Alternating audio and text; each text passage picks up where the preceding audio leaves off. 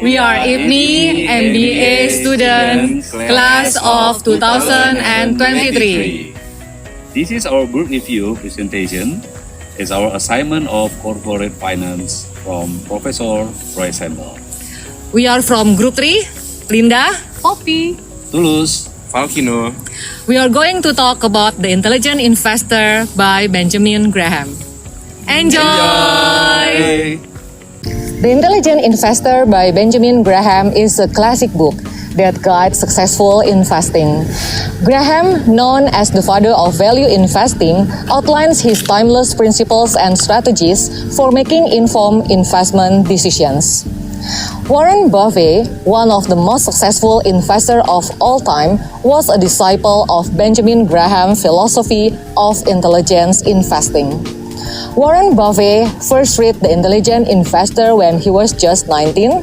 Later, when he went on the Columbia Business School, the author of the book, Benjamin Graham, became his professor. According to him, by far, the best book of investing ever written. The book helps us to have a basic understanding of how the stock market and investing work.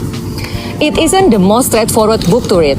Still, a way around this is to get the version that has the commentary chapters, and you can read through this commentary chapter first so you have a better understanding of what the chapter will be talking about. Benjamin Graham starts the book by talking about the difference between investing and speculations. The book emphasizes the importance of adopting an investor's mindset rather than a speculator's mentality. He mentions that there are three objectives when you are investing and not speculating. First, using thorough fundamental analysis. Second, seeking safe and steady but still adequate returns. And protecting against loss. We'll break this down further in some of the following sections. The second key takeaway is that you need to determine what type of investor you are. This book categorizes the type of investor in two ways. First, the passive or defensive investor, and the second one, active or enterprising investor. Defensive investors want to avoid spending too much time on investing. They are not always passionate about investment or money, and they like simplicity. Their goal is to avoid mistakes and perform in line with the market. Active investors, on the other side, are willing to devote serious time and energy to researching stocks and selecting the good ones. This type of investment is going to take more time on your part. They enjoy thinking about the money and see smart investing as a competitive game they want to win. Their goal is to achieve better return than the passive investor. If you are a defensive investor, it is suggested to follow this criteria. Number 1, diversify your wallet. This means splitting investment between stocks and bonds. The default split is 50-50 between stocks and bonds. Number 2, size does matter. Small companies face more volatility and may be unable to survive bad times. Number 3, choose profitable companies. Companies that have a profit for at least 10 years are the ideal target. Number 4, dividends are good. So choose companies that pay dividends regularly. And number 5, buy all the above at a reasonable price.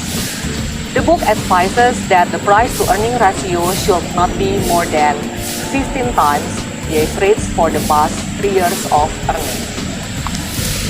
If you open Yahoo Finance, you will see that when you follow this criteria, you'll be cutting away most of the stocks. And this happens because most of the times, most stocks are likely not good choices for defensive investor. And that's okay. Remember that you can still make money even if you are cautious. If you think that's not you, instead you want to devote serious time to research and achieve better returns than the average, you are an active or aggressive investor. When the author talks about being aggressive, he does not mean someone careless or impulsive. By being aggressive, he suggests an investor should methodically value potential investments. These are the advice for this aggressive or active investor. Number 1. Size does not matter. While you can still limit your risk by voting for small companies, you should be on the lookout for good opportunities and be open to investing in any company, regardless of the size. Number 2. Short-term earnings. You should be sure that the company was profitable for at least 12 months. Number 3. Short-term dividends. It's always a plus if a company paid some dividends recently. Number 4. The price-to-earning ratio should be no more than 9 times the earning from the last 12 months. Number 5. You should always do your own deep research. Both approach can lead to great results. Choose the right type of an investment for your goals. The third takeaways from the book is to invest in order to protect yourself from inflation. Inflation happens when the dollar loses value or purchasing power. To put this into perspective, if you had $1 in the year of 1900, you could have bought 70 pounds of potatoes. But today, if you had $1, you would be lucky to find a pack of gums or piece of candy that costs less than $1. When talking about inflation, Benjamin Graham also talked about this physiological effect that he calls the money illusion. So, he gave an example where the inflation rate is going up, meaning the dollar is losing value, but you get a raise. That raise doesn't actually make up for the rate of inflation.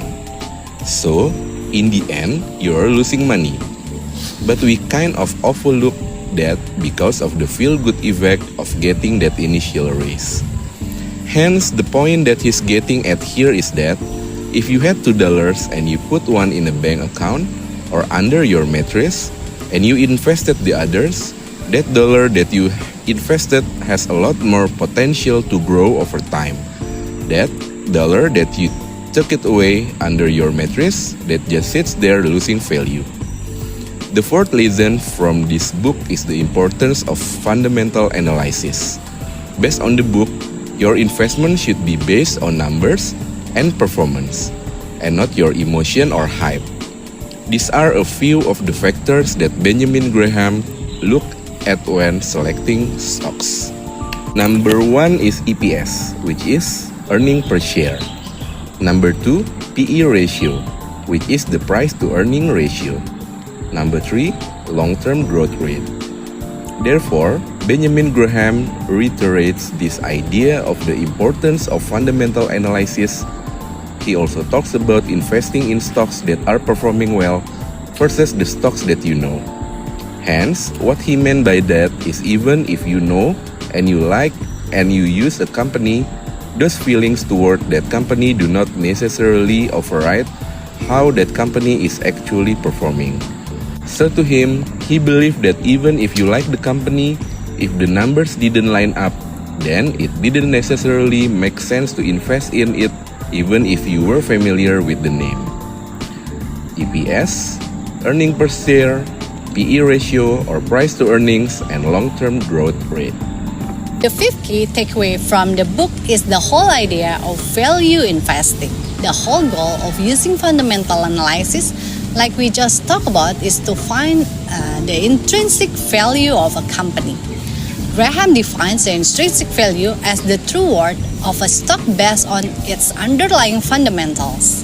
He advocates to investors to focus on buying stock when their market price is below their intrinsic value, thereby providing a margin of safety against potential losses. In other words, Benjamin Graham's investing strategy is to always buy stock that were undervalued. Graham also highlighted the importance of diversification and risk management. This number definitely reinforced this, and this will be our lesson number 6. He advocated for spreading investment across the different asset classes and industries to mitigate the impact of any individual investment performance. Regardless you are an active or passive investor, The bottom line for all of this, do not pull all of your eggs in one basket.